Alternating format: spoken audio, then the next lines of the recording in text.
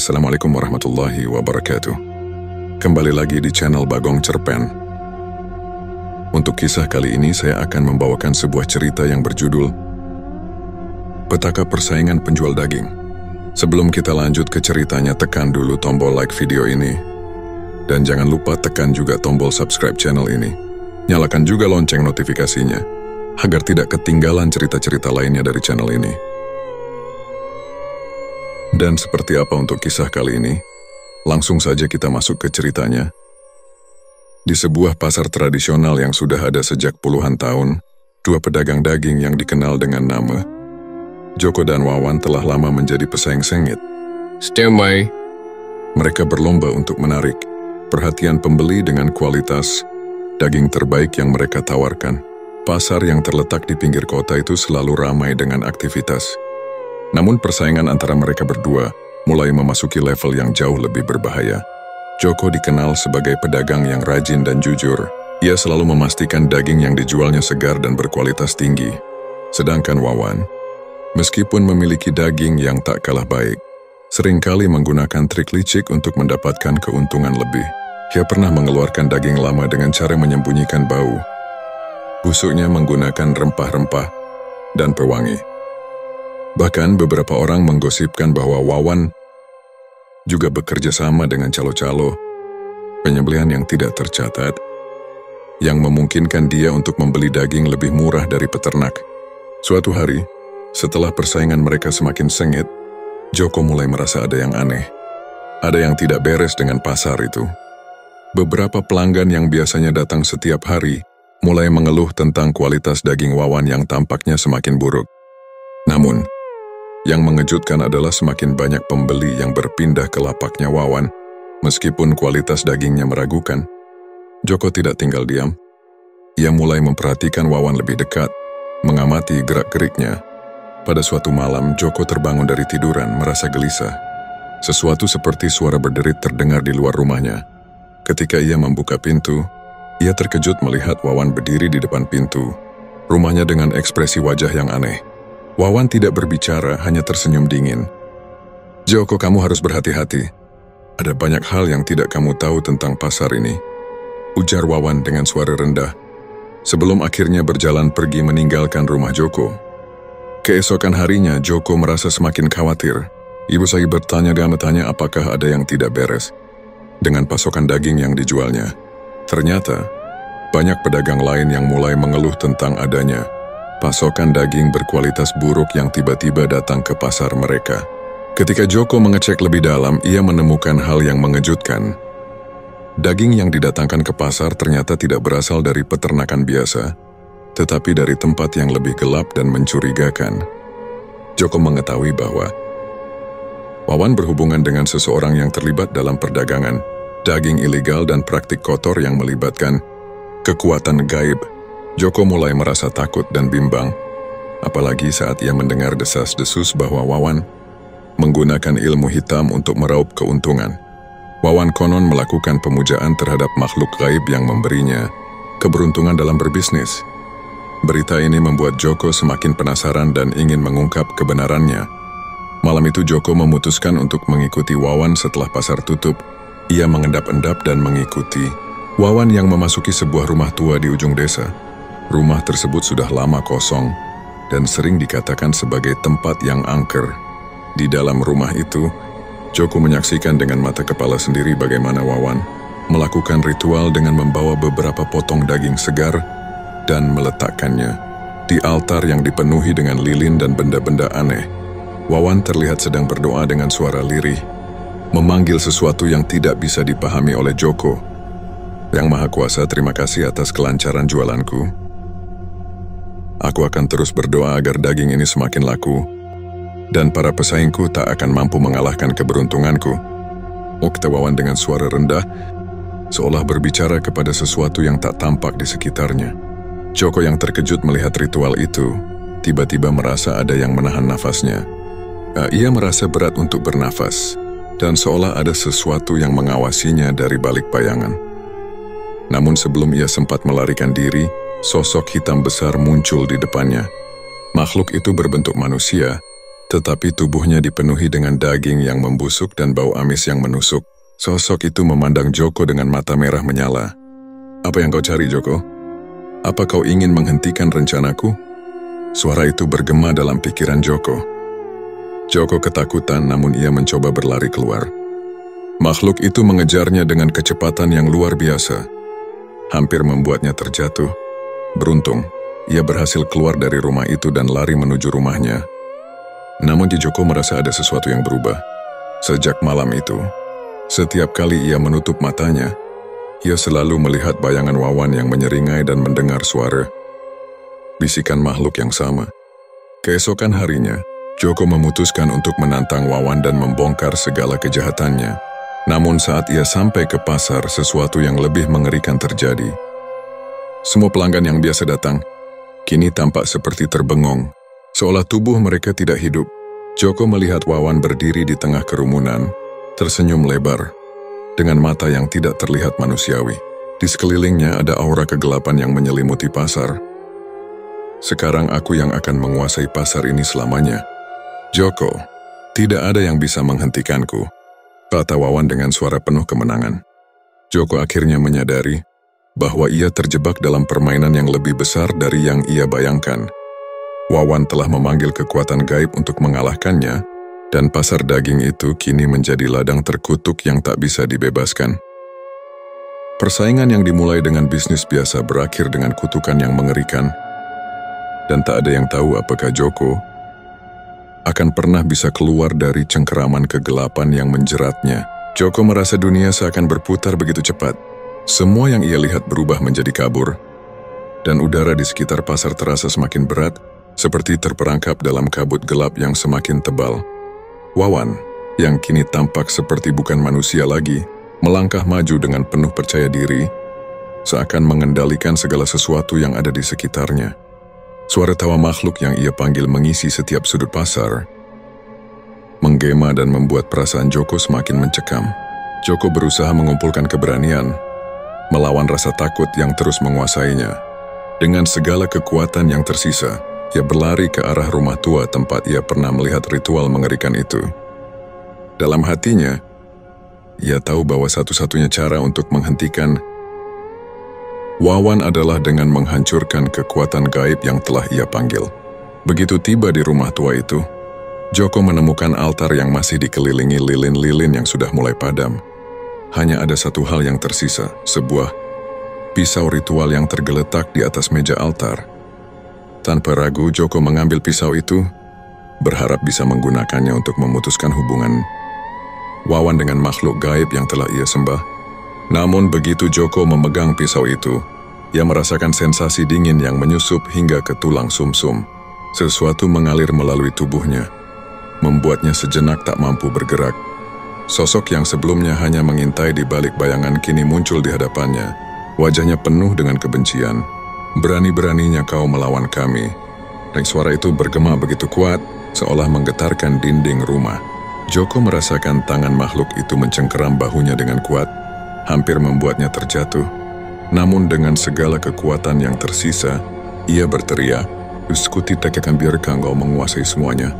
Dengan satu gerakan cepat, Joko menghunuskan pisau itu tepat ke arah makhluk itu. Dalam sekejap, makhluk tersebut menghilang begitu saja, dan rumah tua itu kembali sunyi.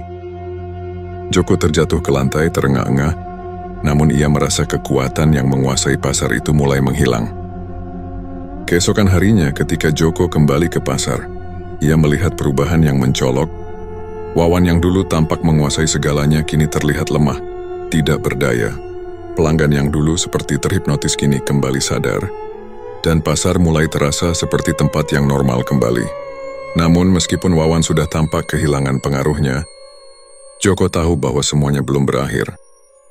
Kutukan itu masih membayangi pasar, dan entah sampai kapan kegelapan itu akan terus mengintai. Joko merasa seolah-olah ia telah memenangkan pertempuran, tetapi perang yang lebih besar mungkin baru saja dimulai.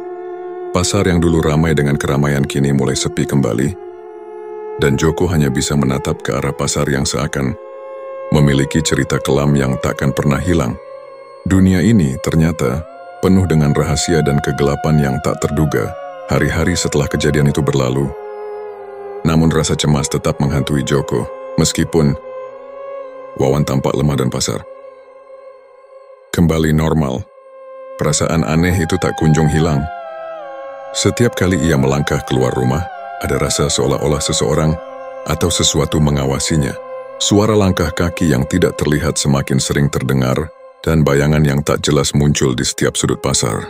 Pada suatu malam saat Joko tengah tidur, ia terbangun karena suara aneh yang terdengar dari luar rumah. Dengan hati-hati ia membuka jendela dan melihat keluar. Di kejauhan di ujung pasar, ia melihat sosok Wawan berdiri diam, mengenakan pakaian yang sama seperti saat mereka bertemu pertama kali. Namun kali ini wajahnya kosong, tanpa ekspresi, seperti mayat hidup yang kembali ke dunia ini.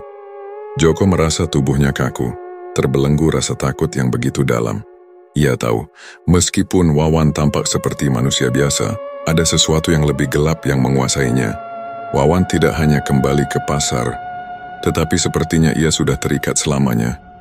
Dengan kekuatan yang lebih besar dari yang bisa dipahami oleh manusia biasa, dengan gemetar Joko bergegas keluar rumah dan menuju ke pasar, berusaha mencari Wawan. Ketika ia tiba di sana, pasar yang sepi terasa begitu sunyi, hanya suara desiran angin yang terdengar. Ia menemukan Wawan berdiri di dekat tempat jualannya, tapi wajahnya kali ini terlihat lebih menyeramkan. Matanya tampak kosong dan hitam, seperti dua lubang gelap yang tak berujung. "Wawan, apa yang kau lakukan?" Joko bertanya dengan suara gemetar. Wawan menoleh perlahan, dan untuk berteman masih tersenyum. Namun bukan senyuman yang biasa. Senyum itu penuh dengan kejahatan dan kebencian yang tak terkatakan. "Aku sudah menjadi bagian dari mereka, Joko. Tidak ada jalan kembali. Kamu terlalu terlambat, Day." Joko merasa seolah-olah ada kekuatan besar yang merasuki tubuhnya, membuatnya terjebak dalam ketakutan yang tak terucapkan. Ia berusaha tapi langkahnya terhenti. Di sekelilingnya, bayangan gelap mulai muncul, menyelimuti seluruh pasar. Suara-suara bisikan kembali terdengar di telinganya, penuh dengan ancaman dan kutukan yang tak terlihat. Tiba-tiba Joko merasakan hawa dingin yang menyelimuti tubuhnya. Ia berusaha menggerakkan tubuhnya, namun terasa seperti ada sesuatu yang menahannya. Tangan Wawan yang tiba-tiba terulur ke arahnya dengan kekuatan yang luar biasa, menariknya mendekat. Joko merasa tubuhnya hampir tak bisa bernapas dan pandangannya mulai kabur. "Akan diridabas yang kau inginkan dariku." Joko berteriak. Wawan mengangkat wajahnya, memperlihatkan senyum yang semakin lebar. "Sesuatu yang aku inginkan, Joko. Aku ingin kau ikut bersamaku, menjadi bagian dari kutukan ini. Bersama kita akan menguasai pasar ini, dan tak ada yang bisa menghentikan kita." Joko merasa tubuhnya semakin lemah, namun di dalam dirinya muncul kekuatan yang belum pernah ia rasakan sebelumnya. Dengan sisa-sisa tenaga yang ada, ia melawan cengkeraman Wawan dan berteriak, Tidak. Aku tidak akan menjadi bagian dari kutukan ini." Seiring dengan teriakan itu, seketika bayangan gelap yang mengelilinginya mulai memudar. Cahaya bulan yang semula tertutup awan kembali menyinari pasar. Wawan mengerang kesakitan, wajahnya berubah menjadi sangat menyeramkan, seperti sesuatu yang terkutuk dan rusak. Dalam satu kilat, tubuh Wawan terjatuh ke tanah, dan kekuatan gaib yang menguasainya seolah lenyap begitu saja. Namun meskipun ia sudah jatuh, Joko tahu bahwa tidak semua kutukan bisa dihilangkan begitu mudah. Pasar itu masih menyimpan rahasia gelap yang mungkin tidak akan pernah hilang. Joko berdiri terengah-engah melihat pasar yang kini kembali sunyi. Tetapi di balik kesunyian itu, ia merasakan ada sesuatu yang belum selesai. Wawan mungkin telah pergi, tetapi kekuatan gaib yang mengikat pasar ini tetap ada. Joko tahu kutukan itu belum berakhir, dan ia harus siap menghadapi hal-hal yang lebih menakutkan lagi. Sambil berjalan perlahan menjauh dari pasar, Joko menyadari satu hal. Terkadang, untuk menghentikan kekuatan yang begitu besar, seseorang harus rela berkorban lebih dari yang bisa dibayangkan. Tetapi apakah ia benar-benar siap dengan konsekuensinya? Itu adalah pertanyaan yang harus ia jawab sendiri. Pasar itu, dan kisah Wawan, mungkin akan selalu menghantui pikiran Joko. Dan siapapun yang berani mendekat, Joko berjalan menjauh dari pasar, dengan langkah berat dan penuh kekhawatiran. Setiap kali ia menoleh ke belakang, ia merasa ada sesuatu yang mengintainya. Meskipun pasar itu tampak kosong, Bayangan Wawan yang jatuh, tubuhnya terkulai di tanah, seakan tak bisa dilepaskan dari ingatan Joko. Ada perasaan yang menggantung di hatinya, perasaan bahwa meskipun Wawan telah pergi, sesuatu yang lebih besar dan lebih mengerikan sedang menunggunya. Hari-hari berlalu, dan pasar kembali beroperasi seperti biasa. Namun perasaan takut tak kunjung hilang. Joko mulai merasakan keanehan dalam hidupnya. Ia sering merasa dilihat, mendengar bisikan halus yang seolah datang dari udara sekitar, dan kadang-kadang ia merasa ada bayangan yang mengikuti langkahnya. Ia mencoba mengabaikannya, berharap itu hanya efek dari kejadian yang menegangkan beberapa waktu lalu. Namun malam itu sesuatu terjadi yang mengubah segalanya. Saat Joko sedang tidur, ia terbangun mendengar suara berisik dari luar rumahnya. Pintu rumahnya terbuka dengan sendirinya, seolah ada kekuatan tak kasat mata yang menggerakkannya. Joko dengan hati-hati keluar dari rumah, menuju ke halaman depan. Semua terasa begitu sunyi, hanya suara angin yang terdengar. Tapi, di kejauhan, ia melihat bayangan hitam yang bergerak di antara pohon-pohon. Joko memanggil, "Wawan?" "Itu kau." Bayangan itu berhenti sejenak, lalu perlahan bergerak mendekat. Joko merasa tubuhnya membeku, tidak tahu harus berbuat apa. Ketika bayangan itu semakin dekat, Joko bisa melihat sosok yang sangat familiar, Wawan. Tapi kali ini, Wawan tidak berjalan seperti manusia. Tubuhnya terkulai lemas, dengan wajah yang tak lagi terlihat seperti manusia. Wajahnya hancur, seakan tercabik-cabik, dan matanya yang hitam pekat seolah menatap langsung ke dalam jiwa Joko. "Wawan, apa yang terjadi padamu?" Joko berteriak, suara terbata-bata. Wawan hanya mengerang, suaranya tak manusiawi. Aku tidak bisa lepas, tidak bisa pergi." Wawan berusaha mendekat, tubuhnya bergerak terhuyung-huyung. Joko mundur, gemetar ketakutan. Ia tahu, ini bukan Wawan yang ia kenal lagi. Wawan kini adalah sesuatu yang jauh lebih jahat dan terkutuk. Tiba-tiba, dari balik bayangan Wawan muncul sosok lain. Sebuah bayangan besar dan gelap yang menyelimuti seluruh halaman. Joko merasa tubuhnya seperti terikat, tidak bisa bergerak. Sosok besar itu mengangkat tangannya, dan sebuah suara menggelegar terdengar di seluruh penjuru udara. Kutukan ini tidak akan berakhir sampai ada yang membayar harga yang pantas. Joko dalam kepanikan berteriak, "Raden, apa yang kau inginkan? Apa yang harus kulakukan untuk mengakhiri ini?" Sosok besar itu tidak menjawab, tetapi bayangan Wawan mulai bergerak lagi, semakin dekat ke tubuh Joko. Dalam sekejap, tubuh Joko terasa lemah dan tidak bisa bergerak. Matanya mulai kabur, dan ia merasa kekuatan asing merasukinya. Sebuah suara bisikan lembut terdengar di telinganya. "Dan harga untuk melepaskan dirimu adalah menyerah pada kutukan ini." Dengan usaha terakhir, Joko berteriak dengan sekuat tenaga, "Maria, tidak. Aku tidak akan menyerah." Saat itu juga, suara gemuruh besar terdengar, dan sosok gelap itu lenyap begitu saja. Semua yang ada di sekelilingnya kembali seperti semula. Wawan yang dulu terkulai di tanah kini hilang, tak ada jejaknya. Joko terjatuh ke tanah terengah-engah. Meskipun bayangan itu telah menghilang, ia tahu bahwa kutukan itu belum selesai. Pasar Wawan dan segala kejadian mengerikan yang terjadi seakan meninggalkan bekas yang tak bisa dihapuskan. Joko sadar bahwa pasar itu tetap menyimpan misteri gelap yang masih belum bisa dipahami sepenuhnya. Saat fajar menyingsing, Joko kembali berdiri. Meski ketakutan masih menyelimuti, ia tahu ia harus pergi dari tempat itu, jauh dari pasar yang terkutuk. Ia meninggalkan pasar itu tanpa menoleh ke belakang, bertekad untuk memulai hidup baru. Jauh dari segala yang berbau kutukan, namun di dalam hatinya, ia tahu satu hal yang tak bisa diubah. Kutukan itu bukan hanya milik Wawan, tapi juga milik siapa saja yang pernah terlibat dalam kegelapan itu. Pasar itu dengan segala rahasia gelapnya akan selalu ada, dan siapapun yang mendekat akan selamanya terikat dengan nasib yang tak bisa dielakkan. Dengan langkah perlahan, Joko meninggalkan desa itu, membawa ketakutan yang tak akan pernah benar-benar hilang dari dalam dirinya.